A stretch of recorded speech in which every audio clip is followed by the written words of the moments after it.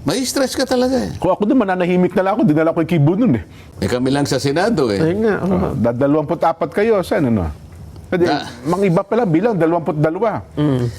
Dapat talaga kayong final na bilang ngayon. Doon sa bilang lang, hindi na Hindi kami ba kayo magkasundo eh? nagkakaintindihan Oo. Dahil lamang sa politika.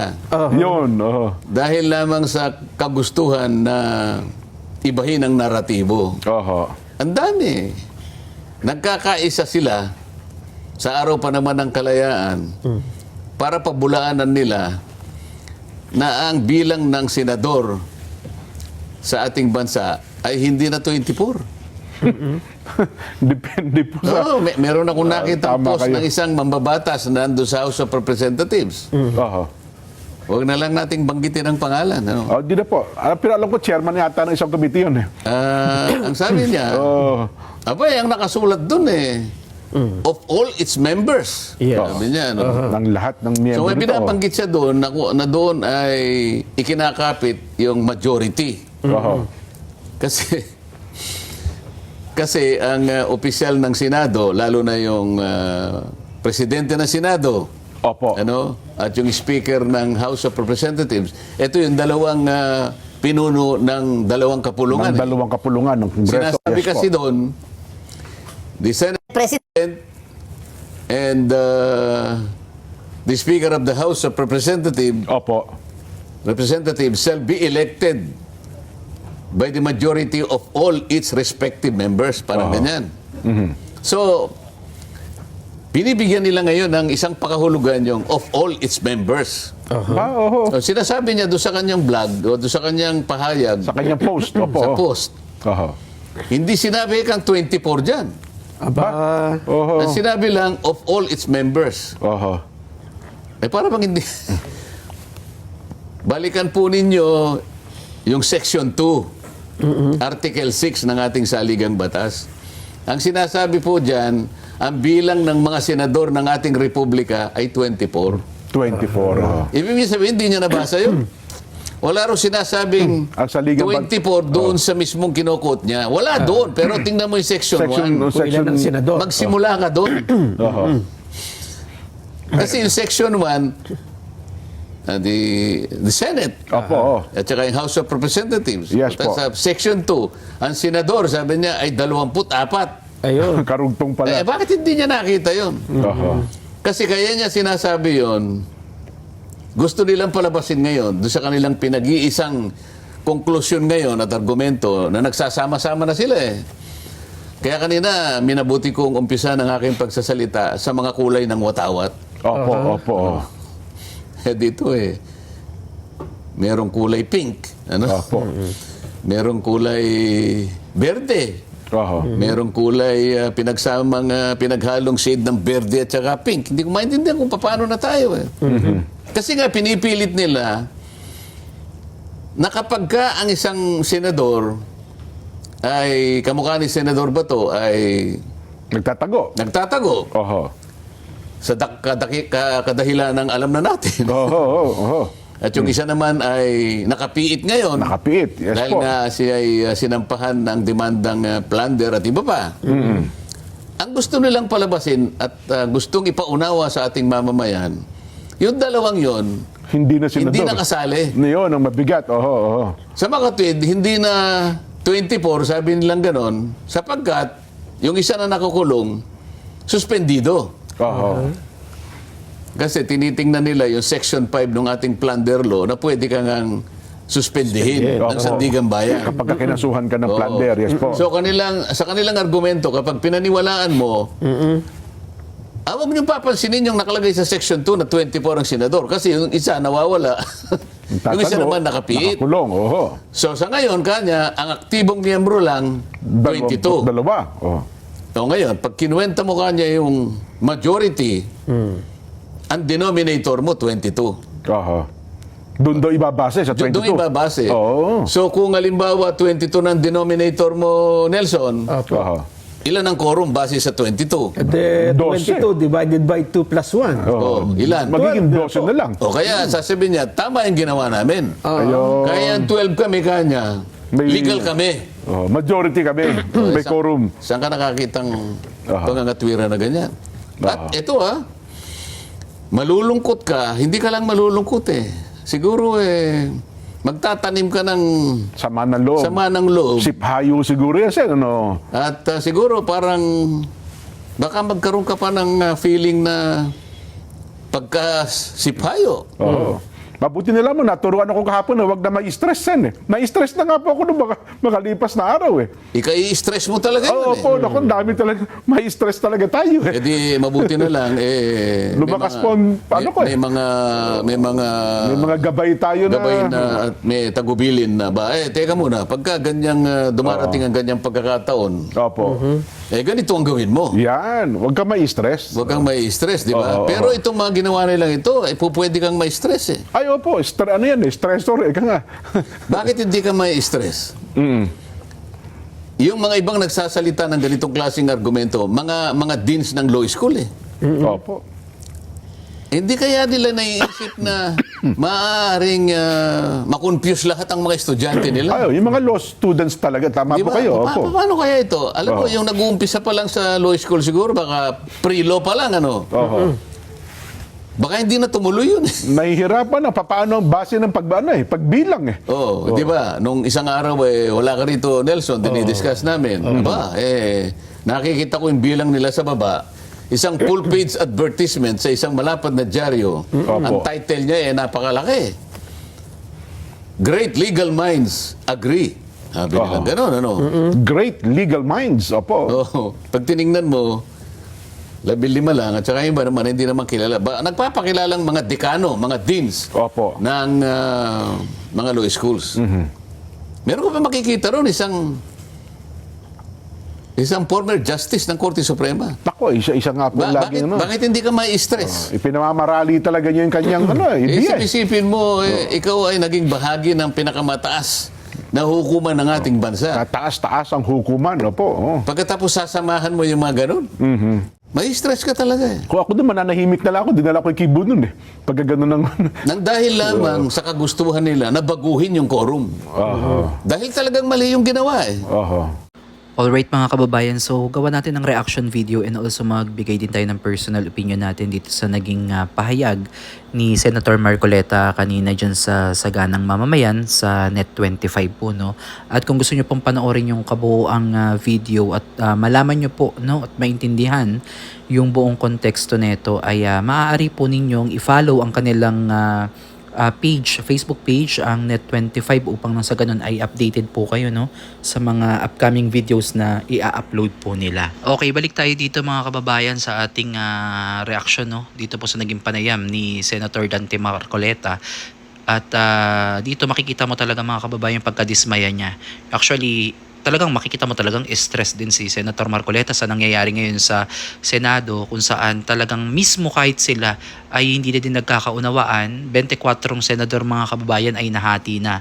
And up until now, sa mga nababalitaan nating mga kanya-kanyang statement ng bawat senador, talagang nakakalito, nakakagulo ng isipan kung sino ba ang nagsasabi ng katotohanan. Siyempre, ang mga taong bayan ay naghihintay lamang yan, no? Kung saan talaga mararamdaman natin, kagaya ko, kung kanino talaga sila parang pumapanig, sa taong bayan ba o may tinatago sila sa kanilang mga personal na interes. So, dito pa lang sa pagbubukas sana ng Blue Ribbon Committee sa pangalawang pagkakataon na maririnig muli natin yung mga gusto mag-testify o yung mga resource person na inimbitahan ng Blue Ribbon Committee sana under po ng Cayetanos Block. Hindi po natuloy yan, no? Dahil di umano'y meron daw threat sa Senado na kaya kinakailangan isuspinde, no? So, nangyari yan mga kababayan nung nakaraan, tapos napansin natin nung araw sana mismo ng Blue Ribbon Committee hearing ay nahack naman yung yung website, no? So, hindi natin alam kung nagkataon lang ba o sinasadya ba.